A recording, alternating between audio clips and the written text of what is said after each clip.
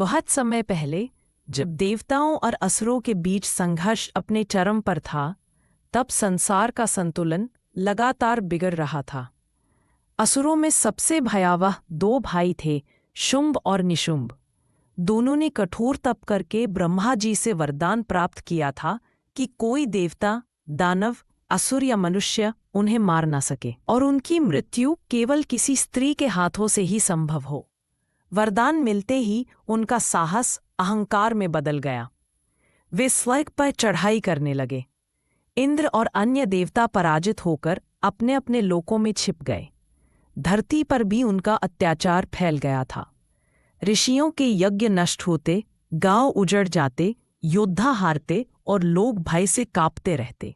देवता तीनों महान शक्तियों ब्रह्मा, विष्णु और महादेव के पास पहुंचे। सबने मिलकर आदि शक्ति की स्तुति की।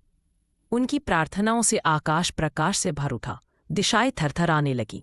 उसी प्रकाश से प्रकट हुई माता दुर्गा, शांत मुख पर अपार तेज लिए। उन्होंने देवताओं की पीड़ा सुनी और कहा कि समय आने पर वे इस अत्याचार का अंत करेंगी। वे हिमालय के एक शांत निर्जन स्थान में जाकर ध्यानस्थ हो गईं, पर उनका तेज असुरों को सहन नहीं हो रहा था। शुंभ और निशुंभ तक ये समाचार पहुंचा कि एक अद्भुत सौंदर्य और शक्ति वाली देवी प्रकट हुई हैं।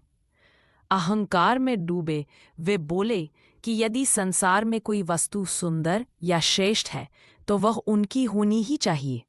उन्होंने अपना दूत सुग्रीव भेजा।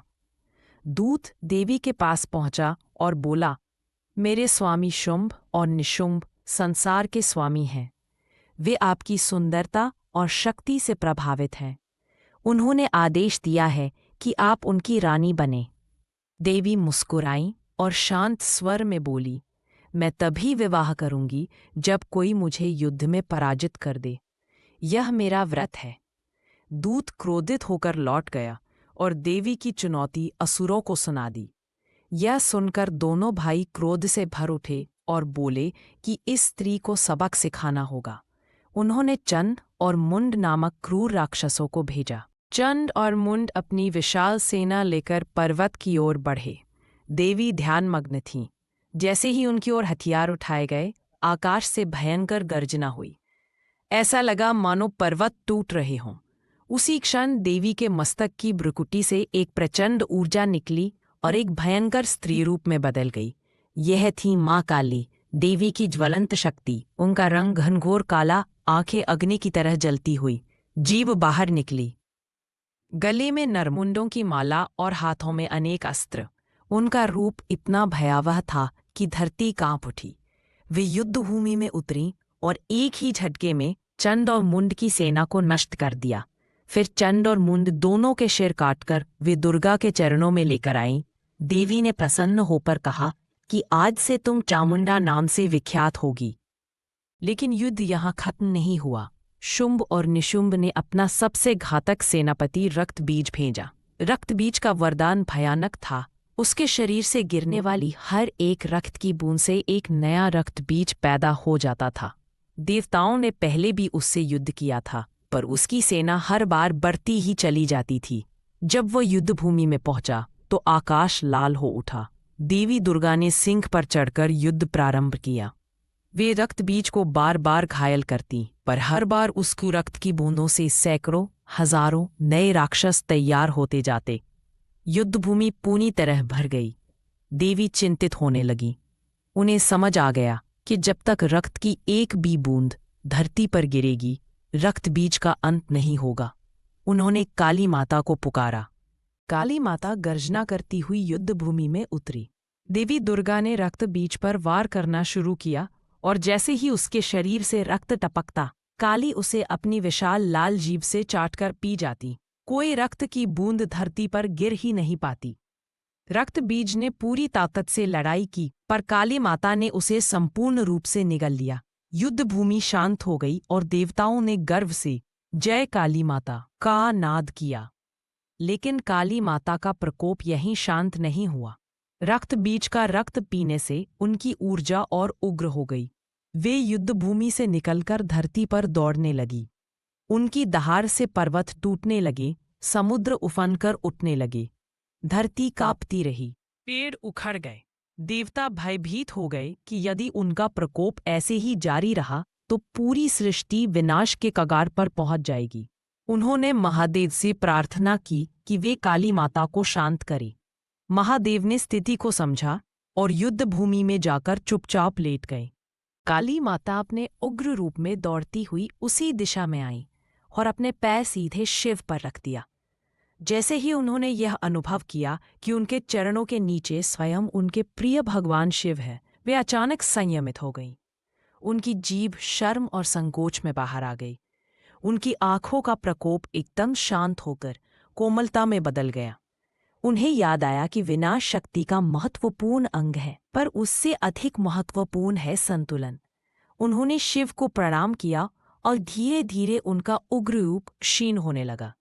देवी दुर्गा और काली दोनों का प्रकोप शांत हुआ तो देवताओं ने पुनः उत्सव मनाया। आकाश में पुष्पवर्षा होने लगी। ऋषि महर्षि, जिन्होंने महीनों तक अपनी साधनाएं रोक दी थीं, उन्होंने फिर से यज्ञों का आरंभ किया। गांवों में शांति लौटने लगी। लोग भय के बाद पहली बार सुकून की सांस लेने लगे। शुंभ, निशुंभ और रक्त बीज जैसे अत्याचारी राक्षसों का अंत हो चुका था। सृष्टि फिर से संतुलन में आने लगी। देवी ने अपना दिव्य रूप समेट कर कहा कि जब भी संसार में अत्याचार बढ़ेगा, अन्याय अपनी सीमा पार करेगा, तब वे किसी न किसी रूप में प्रकट होंगी। यह संदेश केवल देवताओं के लिए नहीं, बल्कि मानव जाति के लिए भी था कि शक्ति कभी अन्याय से समझौता नहीं करती। काली माता वही शक्ति है जो अंधकार को चीर कर प्रकाश लाती हैं। वे विनाश का रूप लेकर भी संरक्षणता ही कार्य करती हैं। इसके बाद वे अपने सूक्ष्म रूप में विलीन हो गईं, पर उनकी महिमा सृष्टि में हमेशा गूंजती रही। लोग उनकी पूजा करने लगे। युद्ध में विजयी होने, भय से मुक्ति पाने, अन्याय से लड़ने के लिए काली माता को स्मरण करते।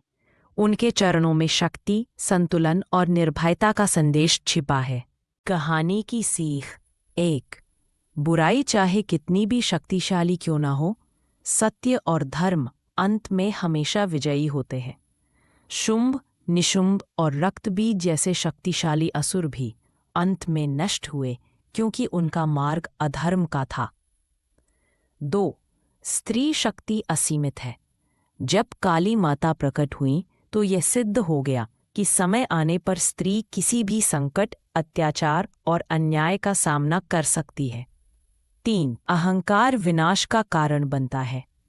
असुरों का पतन उनके अहंकार और अत्याचार के कारण हुआ। जो व्यक्ति अपनी शक्ति पर घमंड करता है, वह निश्चित ही पतन की ओर बढ़ता है। 4। विनाश और सृजन दोनों आवश्यक है। काली माता का रौद्र रूप विनाश का प्रतीक था, जबकि बाद में उनका शांत होना संतुलन का संदेश देता है।